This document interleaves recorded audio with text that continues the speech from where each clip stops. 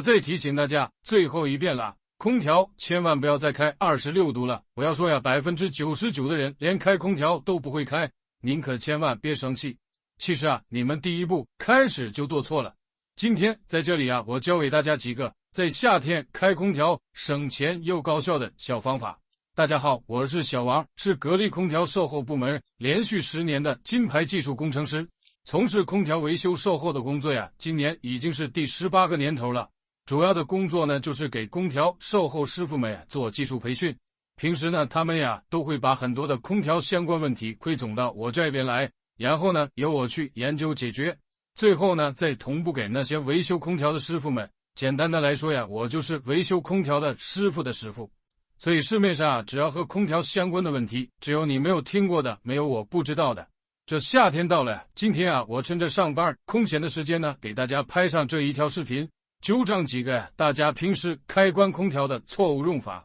记住一下这几点，开空调您开上一整天都不心疼，高效又省电，一晚上啊也只需要1度电。第一个，先开空调后关窗，这和很多人的习惯呀是恰恰相反的。很多朋友啊，一回到家里面就习惯性的把这个窗户先给它关起来，然后呢再去打开空调，觉得这样做呀能够快速的降温，而且呢还特别的省电费。这个方法呀是错误的。正确的方法呢是应该先打开空调，等上10来分钟左右，咱们再去把这个窗户呢给它关起来。这先开窗户的目的呢，就是把空调里面的灰尘呀、污染物啊，还有房间里面的热气啊，给它快速的推出去，同时呢也能让我们有一个缓冲的体感。这样吹起来呢也会更加的舒服。第二个，想要让咱们房间制冷制得快的，咱们应该开启空调啊，先调到20度，向上吹风。一定要记住啊，空调的风是向上吹，而不是向下吹，因为冷空气呢是往上走的，热空气呢是往下走的。想要让咱们房间制冷制得快，咱们最正确的方法呢是需要把空调的风往上吹，让冷空气呢由上而下的这样循环起来。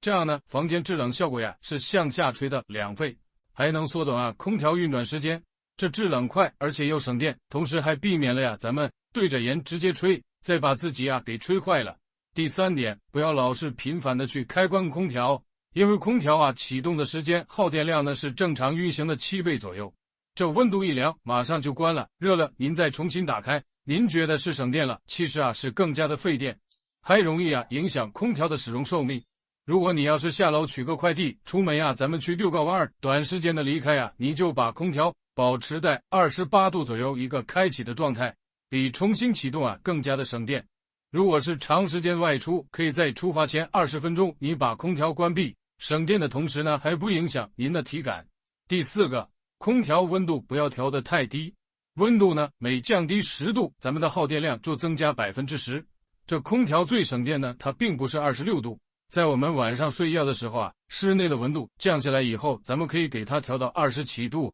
再打开睡眠模式，不冷也不热，睡的时候呢是又舒服又省电。第5，夏天开空调不制冷就去加氟，这个方法呀是错误的。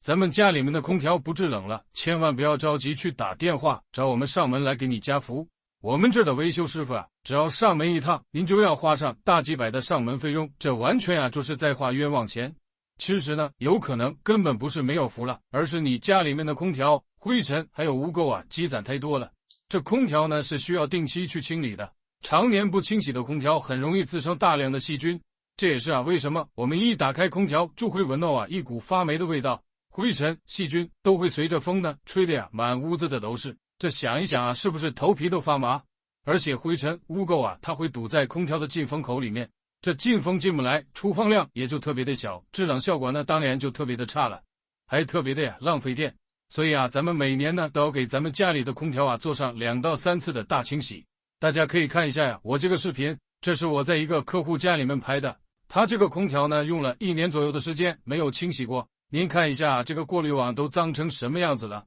这出风啊它出不来，这制冷效果呢当然就特别的差了。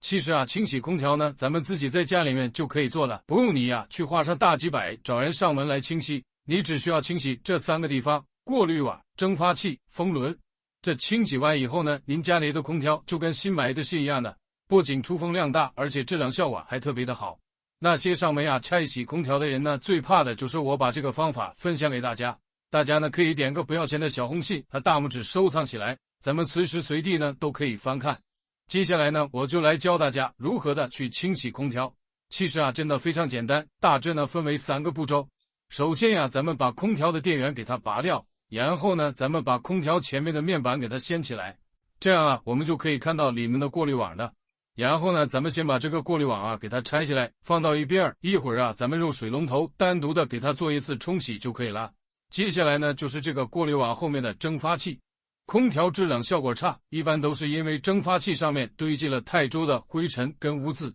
所以啊，蒸发器是我们清洁当中的重中之重。我们一般呢都会使用这种专业的空调清洗剂，把它打开之后，先摇晃均匀，然后呢均匀喷在这个空调的蒸发器上面。喷完之后呢，咱们呀先不要去管它，让它自己慢慢的去溶解掉上面这些脏东西就可以了。我们这个时候呢，来清洗一下这第3个地方，就是空调下面的风轮。因为风轮啊，整个环境呢是比较潮湿的，很多空调这个地方呢，其实啊都是已经发霉的。我们一边呢去转动这个风轮，另一边呢直接用这个空调清洗剂啊，把它均匀的喷在风轮上面，把蒸发器、风轮都喷满之后，咱们让它静止10到15分钟。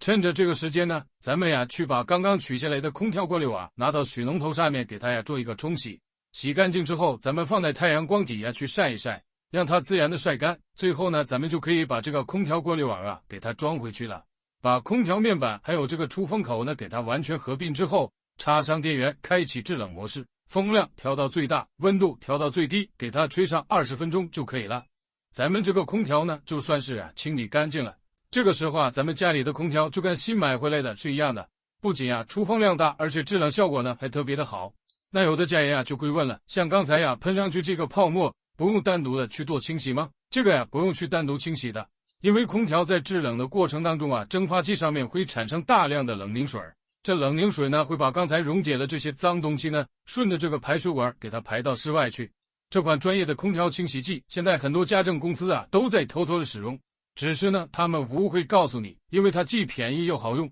这清洗一次的成本只需要几块钱。而且现在市面上有很多种类的空调清洗剂，但是呢，贵的坑人，便宜的它不好用。今天呢，我给大家推荐我们这个一直在用的空调清洗剂，是大多数人用了之后都表示非常好用的，他们还会反复购买的。像碧桂式立式的、中央空调都是可以去用的。如果大家不知道去哪里购买这款专业的空调清洗剂，出去买又嫌麻烦又嫌热的，那大家呢可以点开我的头像，下方呢有个橱窗。我用的这一款就放在橱窗里面呢，趁着现在活动还没有结束，抓紧时间带回去试一试。关注我，每天分享更多的空调有用小知识。